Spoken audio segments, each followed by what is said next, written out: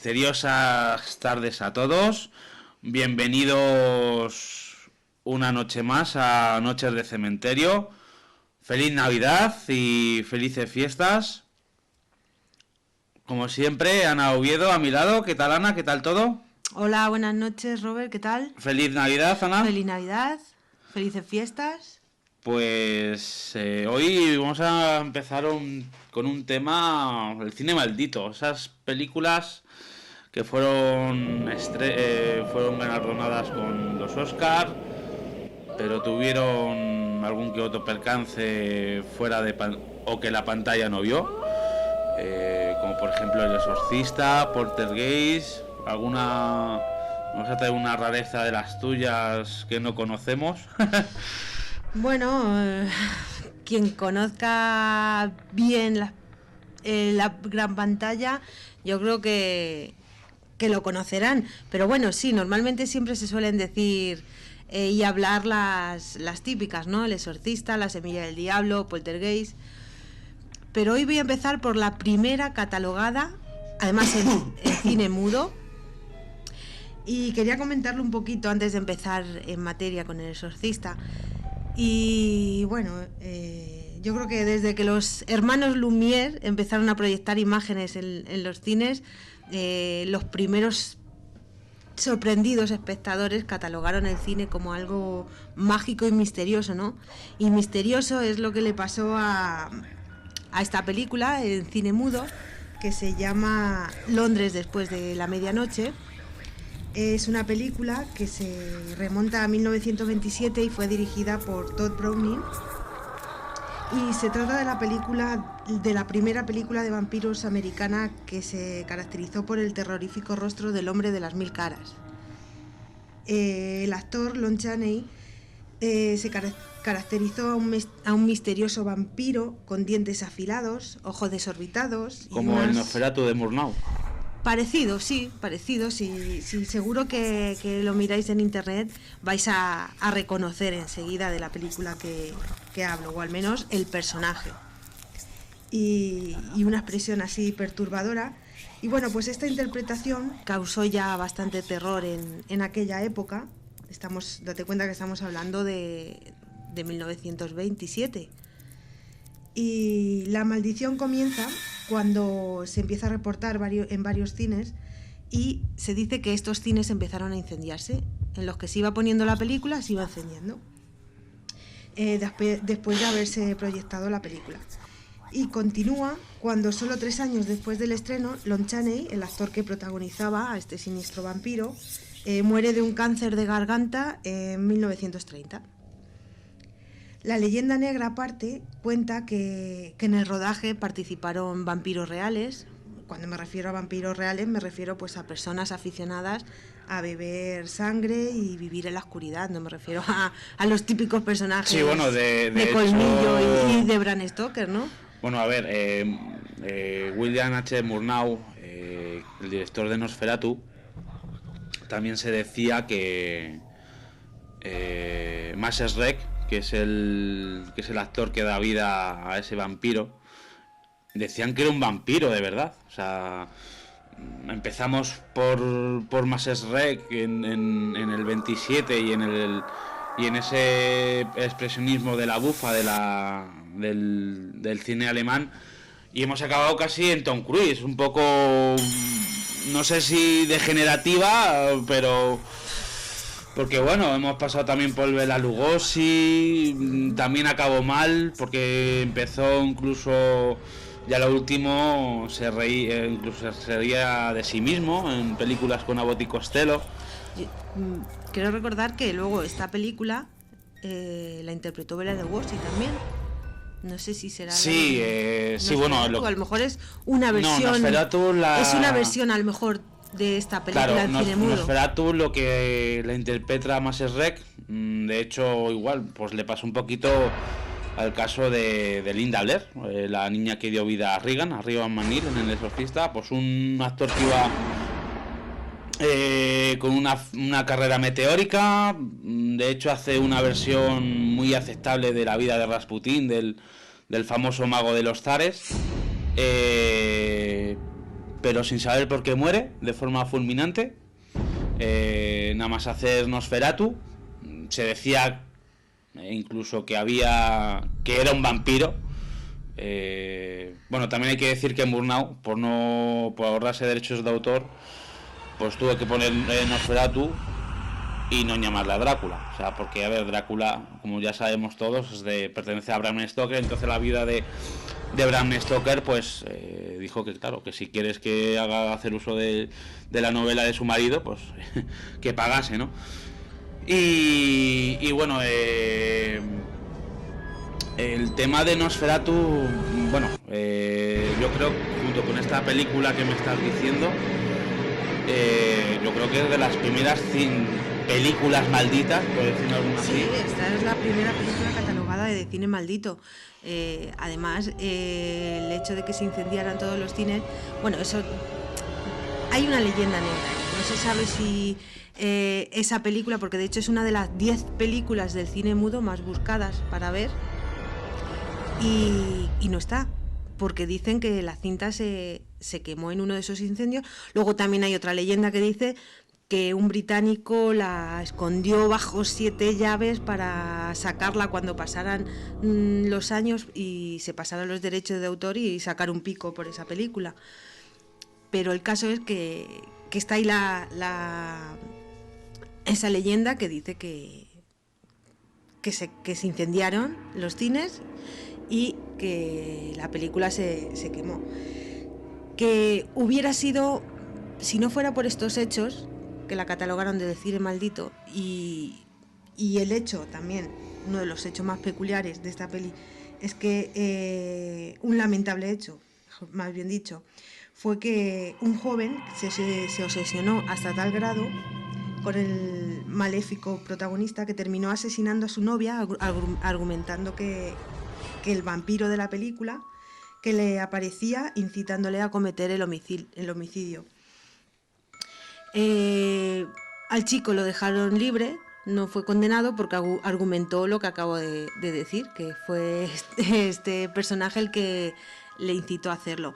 Por lo tanto, si no hubiera sido por estos hechos, por el de los incendios, por el de este joven que mató a la novia, se hubiera quedado en una película más de vampiros americana, de cine mudo, y ya está. Pero todos estos hechos y más la muerte del actor hicieron que se catalogara por una peli de la primera película de cine maldito. Sí, bueno, a ver, mira, me estoy acordando de lo que dijo Bram Stoker. Bram Stoker acabó, o sea, de ser un novelista de terror, pero de los mejores, acabaron en una pensión de Irlanda de mala muerte. Pues bueno, este hombre, no sé si es porque el príncipe Valaco le poseyó, pero acabó sus últimos días gritando vampiro, vampiro, en una de las esquinas de aquella habitación. También es cierto que los vampiros no dejan indiferentes a nadie, porque por ejemplo, bueno, lo que hemos comentado antes, Bela Lugosi se obsesionó de tal forma con el personaje rumano que acabó sus días pensando o creyendo que él era el auténtico Drácula. De hecho, hay quien afirma que se le pudo ver meses antes de morir con vestido de vampiro paseando por Los Ángeles. De hecho, Bela Lugosi está enterrado con la capa de Drácula. O sea, yo no sé qué tiene este personaje, pero sí es que yo no sé, los vampiros modernos, estos que de las versiones que han hecho, pero si Tom Cruise ha acabado un poco obsesionado, pero por ejemplo Bela Lugosi o Max Rec acabaron fatal después de hacer de vampiro. Hombre, yo creo que es que la imagen del vampiro que tenemos hoy día, tú te pones ahora mismo a Amanecer y te da risa, más que miedo, bueno. ¿No? Es que no es lo mismo, mira, Nosferatu mismamente, es que ya da miedo la impresión.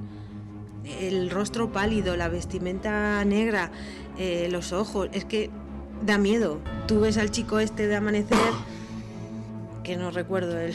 Sí, Robert Pattinson. Y es que, Vamos, si Bram Stoker levantara la cabeza. Además que sí, pero bueno, en fin. Aparte que lo que iba a comentar, que de hecho con La sombra del vampiro, que es la película dentro de cómo se hizo Nosferatu, donde dejan caer que Masserek era un vampiro de verdad. Además, no sé si la has visto o no, esa película con Willem Dafoe, que hace de vampiro, y John Malkovich, que hace de Burnout, deja un poco entrever que Masserek era un vampiro. No era un vampiro, obviamente, era una persona de carne y hueso.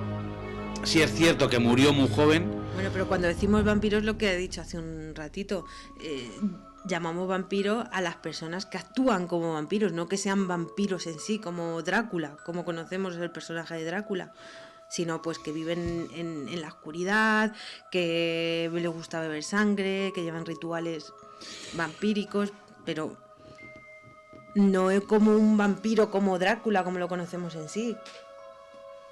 Sí, bueno, con el caso de Masserek, decían que era un vampiro, incluso de beber sangre, y bueno, yo creo que esto más fue un poco leyenda urbana, pero vamos, lo que sí es cierto que Masserek, como ya he dicho antes, iba para arriba, su carrera hizo una versión bastante aceptable de la vida de Rasputín, el famoso mago del zar Nicolás II de Rusia.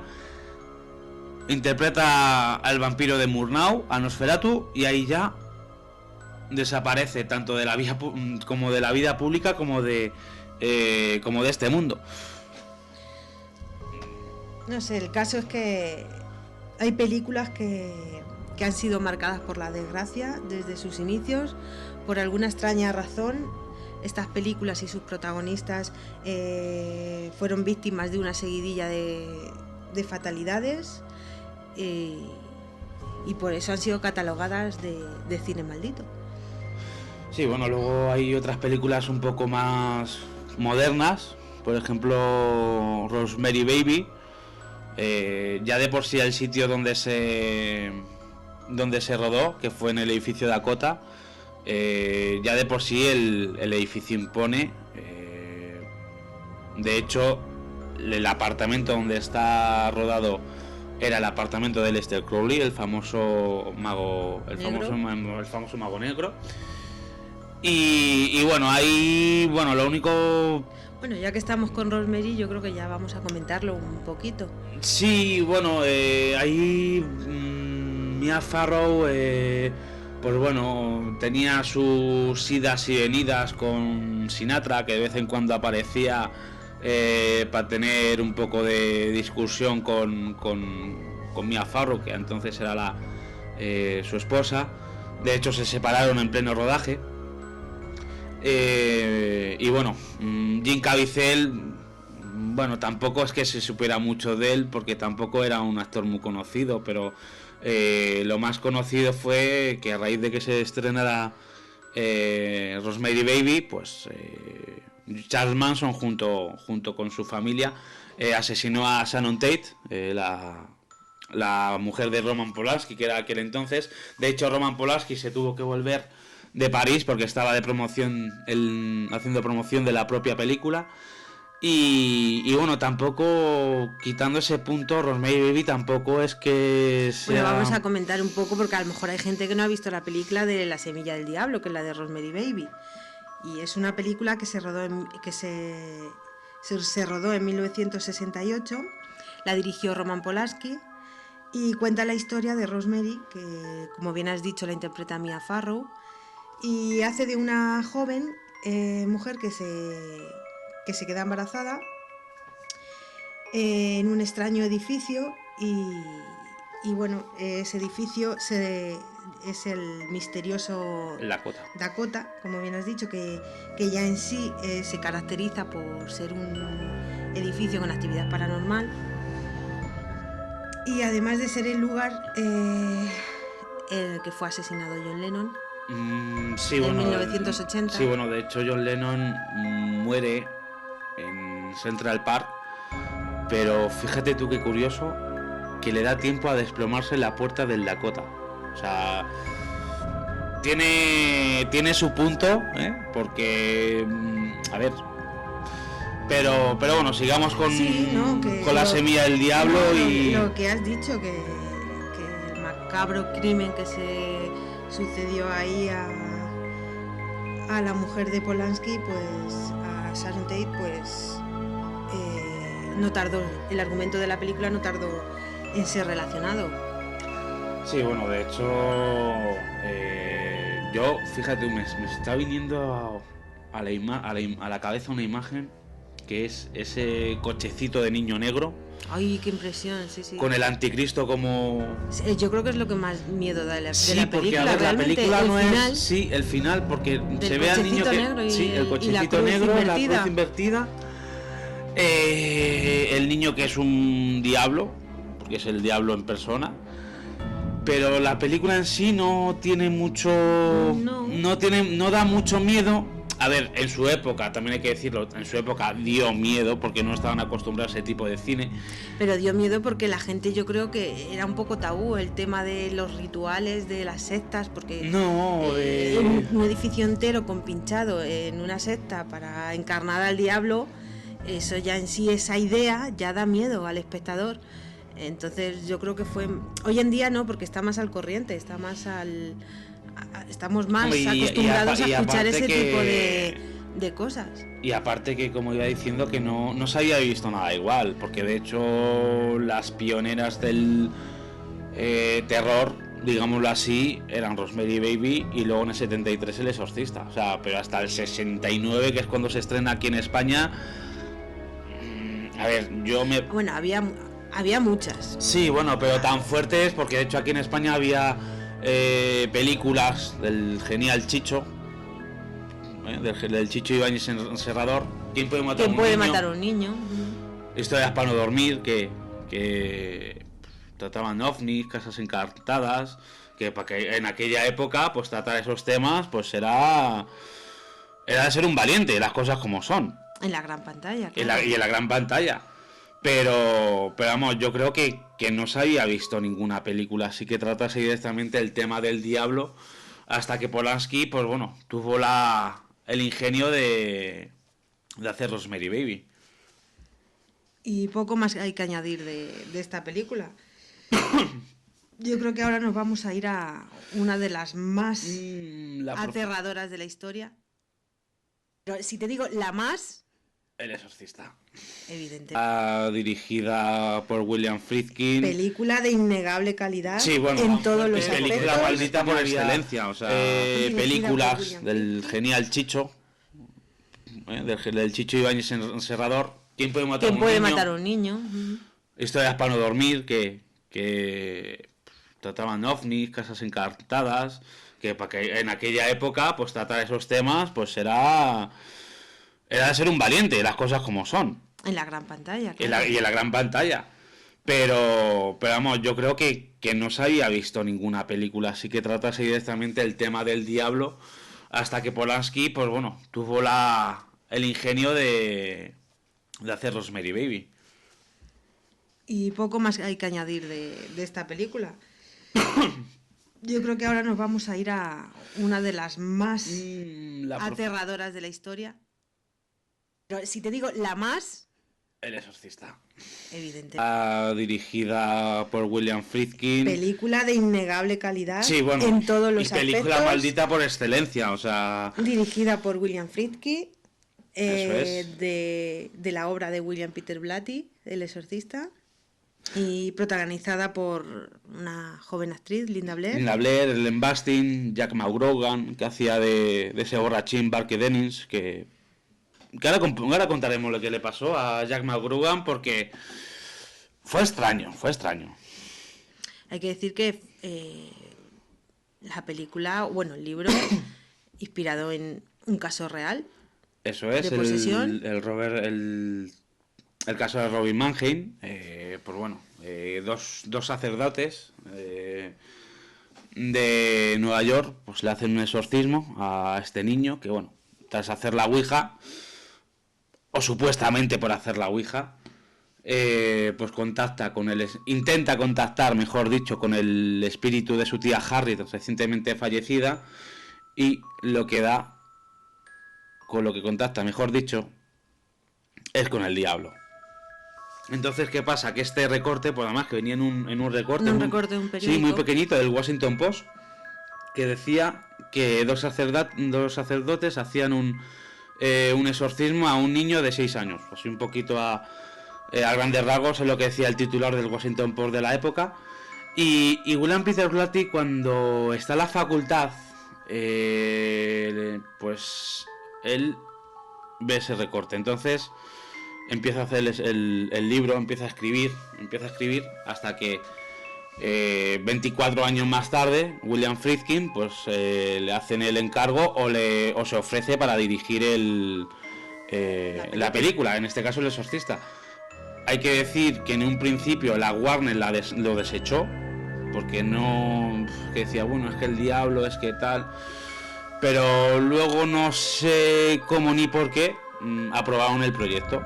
Bueno, de hecho el presupuesto que tuvo el Exorcista, estamos hablando de unos cuantos miles de millones de dólares que para la época era la verdad un pastón, un dineral. Ahora estamos acostumbrados a ver películas de a lo mejor de miles y miles y miles de millones, pero para aquella época tenía un presupuesto muy considerable. Sí, además la leyenda negra, bueno, leyenda no, porque no fue una leyenda, porque fue una realidad, que hubo muertes. Hubo accidentes, hubo incendios. Pues sí, las familiares de actores sufrieron la muerte, y de técnicos también. Durante el rodaje muere el abuelo de la protagonista, de Linda Blair. Vamos a ver, al principio, antes de empezar el rodaje, muy poco antes de empezar el rodaje, muere el hermano de Max von Sydow, el que hace de Padre Merrin. Luego, como bien dices tú, Ana, muere a raíz de un extraño accidente el abuelo de Linda Blair, el hijo de Jason Miller, el que hace de Padre Carras. Su hijo estaba un día en la playa con unos amigos, no sabemos cómo ni por qué, una moto se sale de la carretera, 2 semanas en coma. No llega a morir, pero lo pasó bastante mal. Sí, sufrió un grave accidente de moto. Y también sufre la muerte del actor Matt Groening y de la actriz Basilic Maliaros, no sé si se pronuncia así. Y además fallecen pues un especialista de efectos especiales y un vigilante nocturno de los estudios de la grabación. Sí, bueno, el vigilante 5 muertes. Bueno, no era un vigilante en sí, era el conserje de los estudios que apareció muerto, no se encontró al culpable y bueno, la verdad que de hecho ese crimen todavía sigue sin resolverse, o sea, pero bueno, vamos a seguir con... No, sí, como si esto fuera poco, ¿no? Encima, antes de terminar con estas tragedias, el set de la película sufre un misterioso incendio, lo cual también se retrasa la filmación. Algunos efectos especiales fallan en pleno rodaje, causando lesiones de espalda a Linda Blair. Un cúmulo de cosas, ¿no? La actriz Ellen Basti, que es la madre de la protagonista, también reconoció en su biografía que durante la filmación que le ocurrieron varios hechos terroríficos, paranormales. Sí, bueno, a ver, también es cierto que Ellen Basti, como bien dice Ana, tuvo varias lesiones en la espalda, pero no a raíz de tratar el tema del diablo, sino porque Peter Blatty, o sea, William Friedkin, perdón, pues también era un poco cabroncete. Porque a lo mejor estaban rodando, paraban el rodaje, disparaba al aire, evidentemente con cartuchos de fogueo, tiraba petardos, ¿para qué? Muy sencillo, la tensión queda más real, si hay tensión real, a que si es fingida. De hecho, el famoso estudio de la Warner que se incendia, efectivamente se incendia, tienen que construir otro nuevo. Ese también hay un intento, pero lo más sorprendente que el estudio era un frigorífico tamaño industrial, también así para hacer el tema del vaho, que fuera más real. Tienen que hacer que exorcizarlo. De hecho, no sé si te acordarás tú de un personaje, el padre Dyer, que es el que sale en la fiesta tocando el piano. No me acuerdo ahora mismo. Pues el padre Dyer era un cura de verdad que contrata, vale, sí, que contrata, el que hace de amigo de Carras, compañero de habitación de Carras. Ya. Pues ese es un exorcista, era un cura de verdad, que tiene que hacer un exorcismo real, porque ya estaba viendo rumores, que si el diablo, que si no sé qué, pero bueno, sigamos con... Y... No, uno de los datos yo creo que más tristes es que tiene el récord de ser la única película en donde un espectador ha muerto de un ataque al corazón. De hecho, se dice que durante la proyección de la película que ponían ambulancias en las puertas por si hubiera emergencias. Claro, a ver, date cuenta que aquí España llega, como hemos dicho, en el 70 y últimos del 73, primeros del 74. De hecho, aquí en España hubo varios abortos, varios infartos, pero a ver, yo sinceramente, si mi mujer está embarazada, personalmente no dejo que vea al exorcista. Y más en aquella época que no se había visto. O sea, a ver. Pero es que la que murió fue una embarazada. No, lo que murió fue un señor en 2006 en el cine Urgell de Barcelona, en la reposición, cuando meten más metraje. La versión extendida, digamos. Ese señor, a ver, también es cierto que era un señor mayor, evidentemente un señor mayor, si tú le metes una película de terror, normal, lógico, normal que le... Normal. Hombre, sí, ver, en cierta parte es normal. A ver, es normal, una persona mayor que no ha visto en su vida una película de terror, le metes a ver una película como El Exorcista y encima la versión extendida con más escenas de terror... Es ya, normal. Bueno, pero es un dato curioso. A ver, sí, es un dato curioso. De hecho, que tanto fue el impacto de los espectadores que llegaran a colocar ambulancias en la puerta por si hubiera emergencias. Es que es muy fuerte. Sí, bueno, a ver, el señor se llamaba Josep Montserrat. Falleció en el cine Urgell de Barcelona, cuando, como ya bien dicho, en el 2006 se repuso. Pero fíjate tú... Y más que es una reposición. Imagínate A ver, es una reposición... El estreno... cuando hemos dicho... Sí, en el 73. En el 73. Claro, pero es la misma película, pero con más metraje. Es decir, con más... Ya, pero... La versión extendida, digamos. Y más, si es un hombre mayor, habrá oído hablar del Exorcista y habrá... A ver, habrá escuchado las escenas, habrá visto en la tele, en internet. Estamos hablando de 2006. El internet ya es algo común. Claro, a ver... Que a lo mejor ya estaba enfermo de corazón. Eso es lo que yo iba a decir. Evidentemente, si estás... Yo, a ver, no he conocido al hombre en cuestión, pero seguramente estuviera afectado por algún tema cardíaco. Claro, si tú una persona que tiene problemas cardíacos le metes a ver una película de terror, pues evidentemente pues lo va a pasar mal. Y de hecho lo pasó fatal, que por desgracia falleció el pobre hombre. Y con el tema de las ambulancias es muy sencillo. Aquí en España no se había visto nada igual. O sea, porque de hecho, mira, me apunto el hacer un especial cine maldito español. ¿Qué te parece? Que las hay. Bueno. Y bueno, después de bueno, cuando ya una vez ya es estrenada y ya, pues bueno, pues perdón, una vez estrenada se pierde la cinta. O sea, para que veas que todavía sigue. Bueno, pues aparecieron en los estudios de Hong Kong en el número 666. Pero en una calle. En una calle de Hong Kong que tenía por número 666. En la calle de Hong Kong había unos estudios de la Warner, una filial, pero que estaban situados en la calle 666.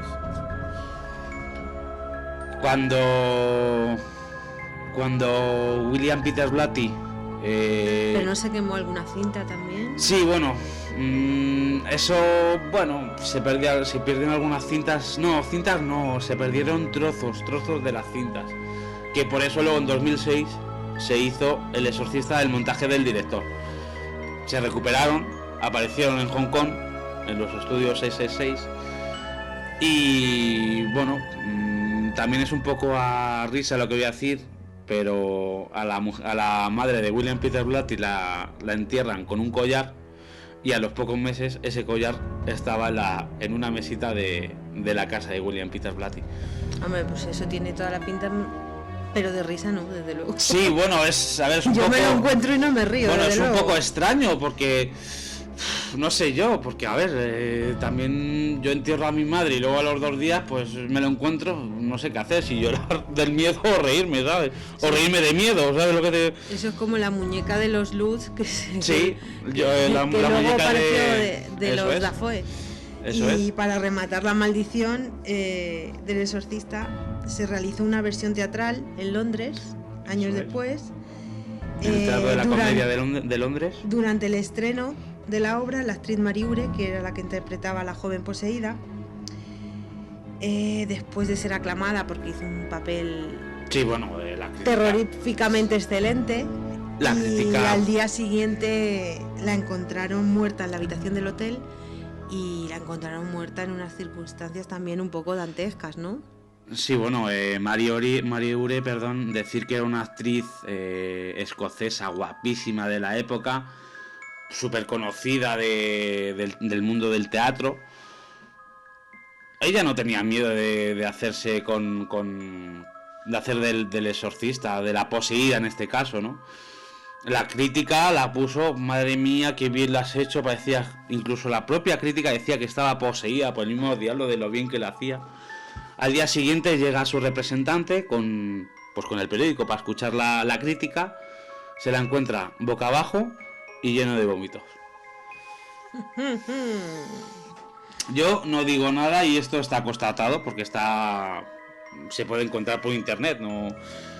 Hombre, es que si empezamos a relacionar puede ser todo muy dramático, pero estar de vómito mismamente si te hinchas a barbitúricos. A ver, es lo que iba a decir yo. A ver, también es cierto que Mariuri, pues bueno, era la época de los barbitúricos, la época esa del coqueteo con las drogas, pero vale que a lo mejor fue una ingesta de barbitúricos, pero qué curiosidad, ¿no? Que haber muerta boca abajo y lleno de vómito verde. Son todas unas circunstancias y es más casualidades que se dan en una misma situación y que hacen pensar que todo es una maldición. Y es más, en 2006, cuando se iba a hacer en 2007, cuando se hace El Exorcista al comienzo, lo que dice los americanos, una precuela, es decir, una película anterior pero que se pone la última. La iba a dirigir John Frankenheimer. Bueno, pues John Frankenheimer no pudo hacerla porque justo el mismo día, antes de rodar la película, va y le da un infarto. De hecho, la tiene que hacer Paul Schrader, que es el que hace, al final quien dirige, pero en principio le iba a hacer John Frankenheimer. Bueno, de hecho también la que hace de niña endemoniada acabó también un poquito mal, porque a ver, también es cierto que tenía unas convicciones un poco religiosas y bueno, también le afectó un poquito a nivel personal, pero también es cierto que nadie quitando Max von Sydow ha hecho más papeles. No, Porque la verdad que la carrera cinematográfica de los actores protagonistas no acabaron ahí. Porque de hecho, bueno, Linda Blair hizo en los 90 una película un poco así, Que pasó sin pena como ni gloria. riéndose de sí misma, junto a Leslie Nielsen, La reposeída que se llamaba, un poco riéndose de sí misma y poco más. Menos Max von Sydow, que sigue un poco la carrera. Bueno, a ver, el hombre también es mayor y ya tampoco está al 100% haciendo películas, pero ha tenido una carrera fructífera de éxitos. Y bueno, yo creo que vamos a seguir con otra, ¿no? ¿O tienes algo más que añadir del Exorcista? Pues, bueno, no. Quitando. Bueno, tuvo las ves. ¿Qué me dice? Tuvo Michael Field. Lo único misterioso es que no ha hecho ninguna genialidad más que el Tubular Bells, pero bueno, eso es otro caso. Pues. Bueno, eso para gustos colores. Esa es una opinión personal tuya y lo dejamos ahí. Otro día podemos hablar de música maldita, ¿no? Sí. O también. de misteriosos casos en la música, Sí, o muertes Pues sí, misteriosas. por ejemplo, Jimmy Page. y Jimi Hendrix. Y Jimi Hendrix. Jimmy Page, que se obsesionó tanto con Aleister Crowley que se dejó a dejar 75 millones de libras con tal de tener su mansión. Bueno, eso lo hablaremos Sí. otro día. Seguimos, con otra de las películas, yo creo que marcadas por esta fatalidad, como es Poltergeist, dirigida por Tobe Hooper y producida por Steven Spielberg, y trata sobre pues la típica familia norteamericana que comienza a experimentar fenómenos paranormales en su nueva casa. Todo parece anecdótico hasta que su hija pequeña es raptada por entidades espirituales. Y bueno, pues de esta película, ¿qué podemos decir? Pues de esta película, bueno, lo único, Heather O'Rourke, la niñita que hace de Carol Ann. Por cierto, mira, fíjate, voy a saludar a mi amiga Carol, ¿eh? Voy a saludar a Carol, que espero que nos esté escuchando. Y bueno, pues como iba diciendo, Carol Ann, pues era esa niña rubita que está un poquito atrapada entre dos mundos. Y bueno, Heather O'Rourke hace dos películas de Poltergeist, 1 y 2.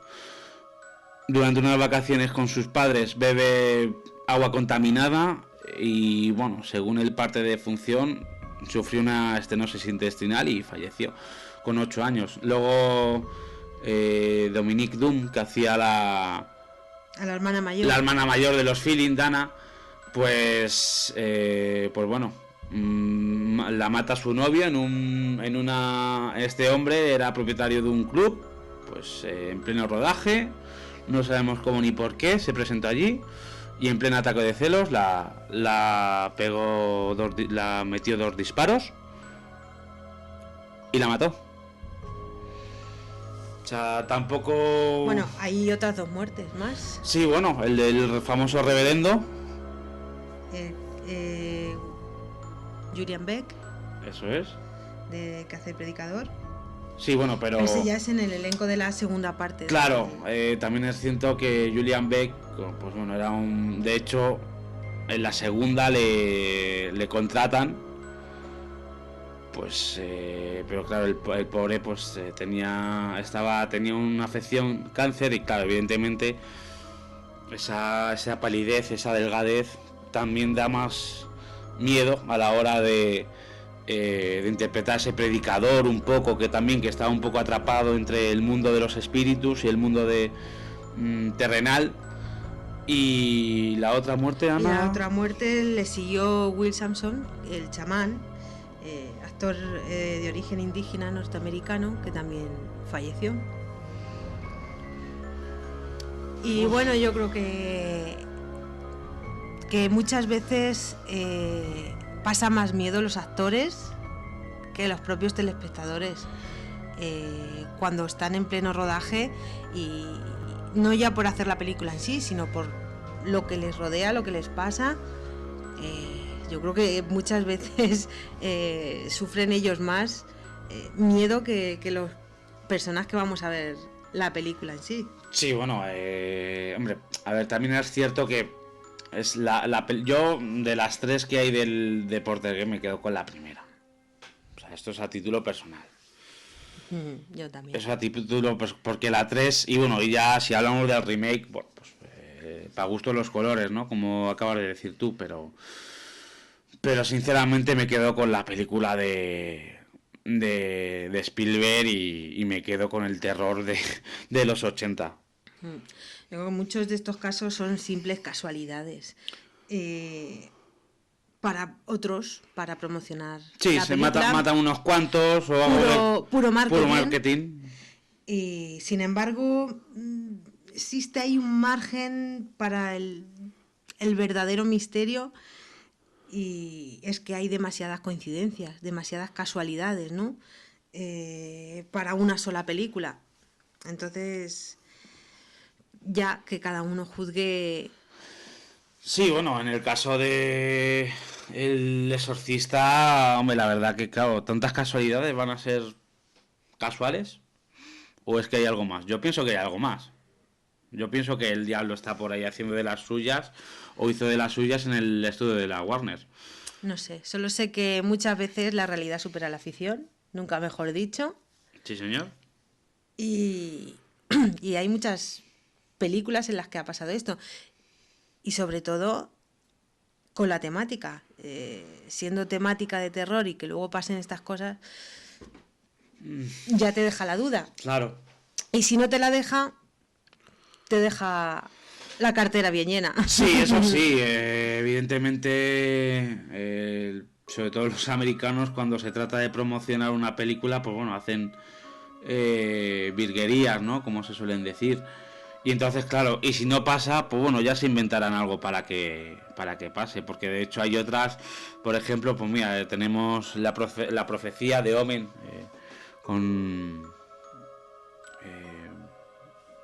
que es una película, bueno, la película de Richard Donner, donde Gregory Peck, al poco tiempo de rodarla, se le mueren sus hijos. O sea, además los dos en un accidente. O sea, también, a ver, con lo que hemos dicho antes, también es cierto que Gregory Peck ha sido un actor de gran prestigio y la verdad que ha tenido pues muchos éxitos a lo largo de su carrera. También es cierto que el niño que hace de Damian, ¿no? Pues se desvinculó un poco del mundo del cine y ahora, pues bueno, pues creo que es asesor inmobiliario o es abogado, sí, o sea, nada que ver con el cine. Aparte que, bueno, como curiosidad vamos a decir que Richard Donner, que es el director, pues, bueno, como le veía así cara de pillo y de malo, tal y cual, pues yo creo que por eso le cogió, porque tenía cara de malo, de demonio, ¿no? Sí, la verdad que además también ocurrió que el fundador de la Iglesia de Satán, Anton Sandor Lavey, tuvo una orden de alejamiento por intentar parar a toda costa esta película. Intentó que no se filmara. El niño, como tú bien has dicho, también tuvo problemas psicológicos. O eso nos hicieron creer. Muy claro. A ver, yo es que yo no sé a qué carta quedarme, porque yo no sé si es cierto que le puede afectar a nivel personal y emocional, porque claro, imaginaos Linda Blair con 7 años hacer ese papelón de niña endemoniada, pero claro, a ver, no es lo mismo una persona con una mente ya madura más o menos, que sabe diferenciar un poco, que una niña de 7 años que todavía no distinga muy bien. Pero vamos, yo me pongo en la piel de esa Linda Blair o del niño de la maldición, de la profecía, que diga. La maldición de Damian, que se llamó aquí en España. Y yo, a ver, también yo pienso que sí, que es normal que, que se queda un poco trastornado, digamos. Porque, claro, un niño haciendo del demonio Eso y tiene que... no sé qué decir, ¿eh? Es posible. Date cuenta que eso impacta mucho a un niño. Es muy pequeño, tienes que decir frases, tienes que actuar de determinada manera y puede llegar a dejar secuelas, ¿no?